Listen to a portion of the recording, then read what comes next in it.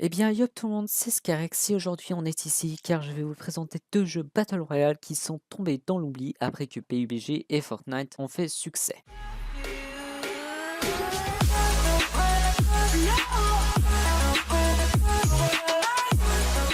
Pour commencer, nous allons parler de The Killing. Alors pour expliquer aux personnes qui ne connaissent pas ce jeu, le jeu était une Battle Royale en mode jeu télévisé à la Hunger Games, développé par American Studio Xaviant.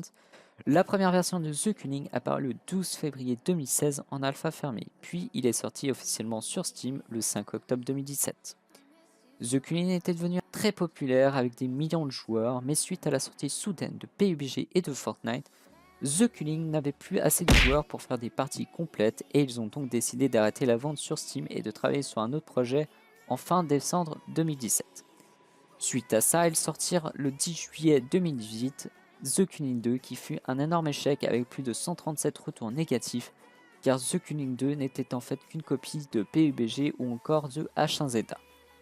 Pour finir, ils ont arrêté également le projet et ils ont donc décidé de retravailler finalement sur The Killing afin de faire des améliorations et peut-être un jour ressortir le jeu en version améliorée et gratuite. Bon, maintenant nous allons parler de SOS. Développé par Outpost Game, le jeu sorti le 23 janvier 2018 sur Steam et il offrait une expérience Battle Royale unique. Le jeu était également un jeu en mode télévisé, sauf que cette fois-ci, il y avait une interaction avec Twitch.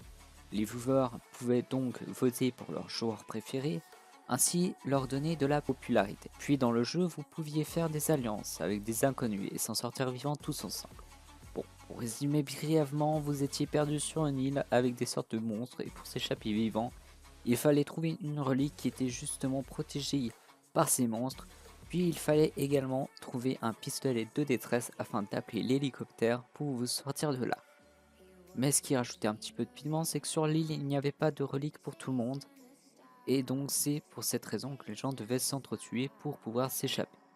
Au début, le jeu était un grand succès, puis lorsque PUBG et Fortnite sont sortis, ils ont sorti une mise à jour afin de copier le même style de jeu pour pouvoir attirer de nouveau l'attention de leurs joueurs. Mais ce fut un grand échec étant donné que suite à leur mise à jour, ils ont eu plus de 4000 retours négatifs. Bon, SOS a quand même annoncé qu'ils allaient retourner éventuellement dans le jeu classique pour le bien de leurs anciens joueurs. Si vous souhaitez voir quand même l'évolution du jeu, il est toujours disponible sur Steam, il est gratuit. Bon, sinon c'est déjà la fin de cette vidéo. Merci d'avoir visionné jusqu'au bout. N'oubliez pas de laisser un petit pouce bleu si ce genre de vidéo vous plaît et de vous abonner. Sur ce, on se retrouve pour de prochaines vidéos. Allez, bis les gens.